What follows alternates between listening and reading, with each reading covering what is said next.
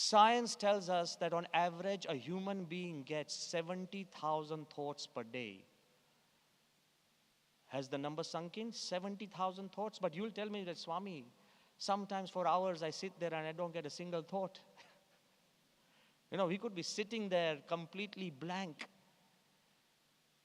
Science tells us that on an average, a person, man or a woman, gets 70,000 thoughts per day. But the sorry state is, wait for it, 95% of our thoughts are repetitive. Ask yourself honestly, if you've forgotten the key in the morning, 20 times in a day, you'll get that thought, I've forgotten my key, forgotten my key, forgotten my key. If somebody has insulted you or overlooked you, 50 times in a day, you'll get the same thought, no, I got insulted, I got insulted, I got insulted. Sometimes you have to make a phone call.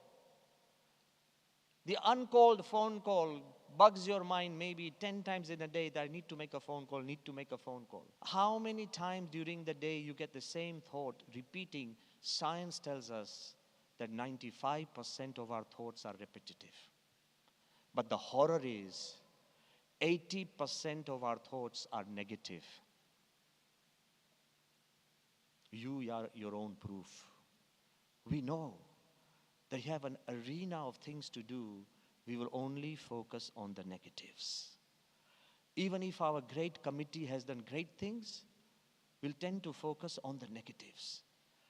I just want to tell you, can we create a game which is in the 5%, meaning not repetitive?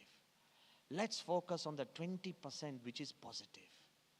And if you can take the positive 20% and make it into the 95% repetitive, just as you repeat the negative, you destroy yourself.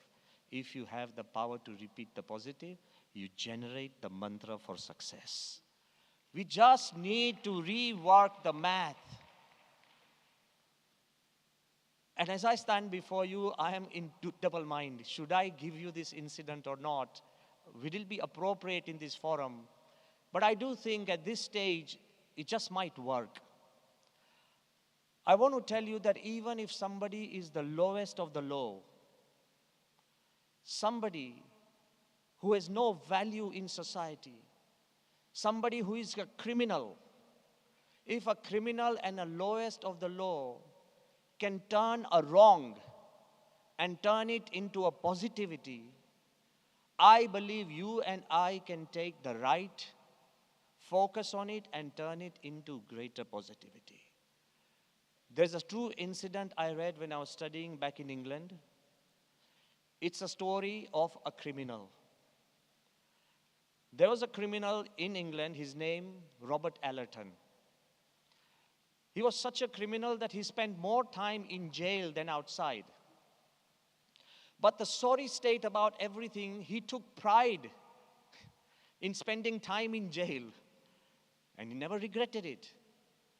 So a social scientist, Tony Parker, he decided to do his interview one of the most famous criminals of Great Britain. And as Britain would have it, he was placed in the Royal Belmarsh prison. England even has royal prisons. So much fixation with royalty. You had the Royal Belmarsh prison.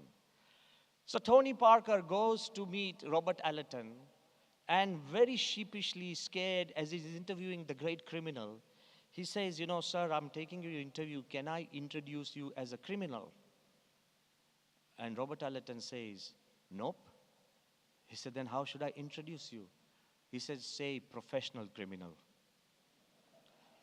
The man says, what do you mean? What's the difference between a criminal and a professional criminal? He said, I'll explain. There may be criminals who regret and they want to become better. But I have turned criminality into a profession, so I want to be a criminal all my life. Just as a nurse is a nurse is a nurse, never stops being a nurse. A doctor is a doctor is a doctor, never stops being a doctor. An engineer is an engineer never stops being an engineer. I'm a criminal. I never want to stop being a criminal. So this Tony Parker is quite stunned by this guy's answer. And he says, but I just wanted to ask you, is it right to take somebody's money? Steal somebody's money? He said, what's wrong? I'm honest. He said, but how are you honest? He said, all the shopkeepers and the traders and the business people, they lie to their customers. They say this product is worth only this much. They buy it for less, and they lie and fix a higher price, and that's how they steal money. I'm honest. I meet a person on the street and I say, give me your money, I request. The traders and the shopkeepers don't ask that give me your money. They said, we are selling you a product. So they are the ones who are dishonest. I'm a very honest guy. He said, but do you think if somebody doesn't give you their money, would you beat them up? He said, of course, if my profession requires it. He said, what do you mean? He says that I give them a choice, give me your money or I'll beat you up. If he chooses to get beaten up, I help him. He said, but in that system, you might even kill the man. He said, yes, I may. He said, do you think it's right to kill a person for money?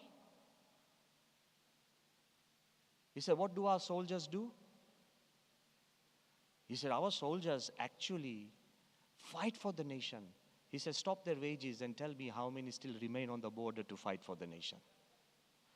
Our soldiers kill people they don't know. They fight wars they don't believe in. They destroy lives that have done nothing to them. This guy on the street has not obeyed me. He has crossed my path and he's got on my nerves. Of course I can kill him.